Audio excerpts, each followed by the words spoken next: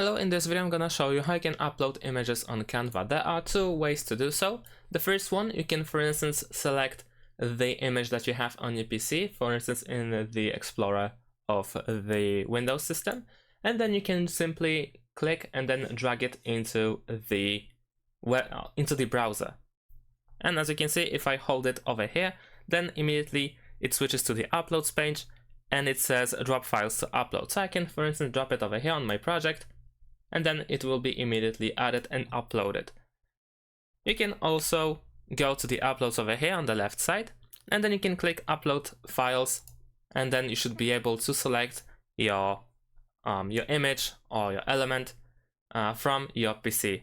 And then if you select it, then it will be uploaded, and then you will find it over here. And if you want to add it to your project, you can simply click on it, or you can even drag and drop it like so.